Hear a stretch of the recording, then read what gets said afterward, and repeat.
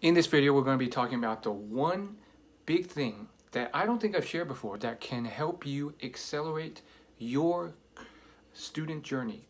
This is the one tip that I have used in classrooms to help me get that extra edge and get those necessary extra points that boost my grade higher than I ever thought it could go. So this is something that I discovered slowly but surely as I was going through college coursework. And it was unconsciously there in high school, but I became more and more aware of it in college. And I got better at it and better at it. And eventually, for a genetics course, it really started to shine. So, in principle, it's simple, but it takes a little work. What I've realized is that if you really stick to the teacher and you really follow that teacher along, you ask questions, you really pay attention to what he says, maybe sometimes you even stay after class and you ask questions or ask for like study sessions, or because sometimes they'll even offer office hours or study sessions that are optional that you can go to afterwards. If you do all of this stuff, it'll become more and more clear, but they often will give hints to answers to specific questions on tests. And depending on the teacher, sometimes it's more subtle and other times it's more apparent. But I've been able to make up for the times where it's subtle by just going to all those things as mentioned and doing all that extra stuff. Staying after class, asking a few questions, and to go back to my genetics course example. I remember there was definitely times in class where it was kind of subtle, but I'd gotten pretty good at it. He would, emphasize this one particular thing about a, specific part of a problem one or two times, like 2 or 3 times. And it wasn't like super obvious. He didn't like stop in his tracks, make this giant face and then say, and wink at everyone and do that. But, you could tell he emphasized this a few times.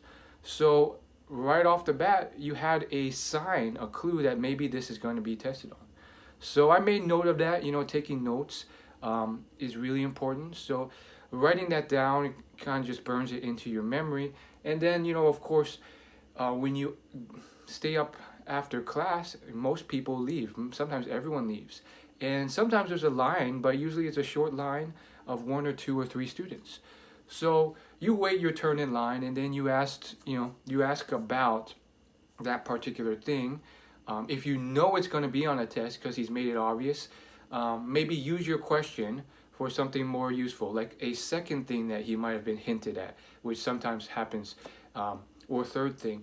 And then you ask about that, and just ask. You can ask a simple question like, I heard you mention XYZ. Is that something that is very important to study for the test? And if that's maybe a bit too obvious or direct, you can simply just ask about that subject in hand, that topic. Like, okay, I heard you talking and lecturing about subtopic X. Um, i- is that worth really examining and preparing for the test in 3 weeks?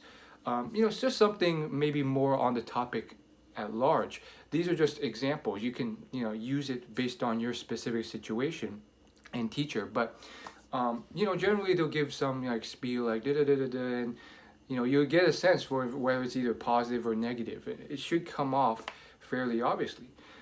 Or especially with the more helpful teachers, they might sometimes be like, that's a good topic, but check out XYZ. And then all of a sudden you have these clues to kind of drill down on specific subtopics for your test, which really helps you out because rather than having to memorize the whole chapter in all these subtopics, you have these very specific areas where they'll probably pick out from. Because usually with coursework, there's a lot covered and they can't test on every little thing. So they're going to pick out specific subtopics to test. And that can really make a big difference because sometimes if you try and memorize everything, it doesn't work well. So I could talk about this for hours probably, but I know YouTube likes short, concise videos, so I'm going to end it here. Hopefully it helped. Hopefully you got the idea. And students, if you have any other questions, let me know. Thanks for watching. Subscribe, like,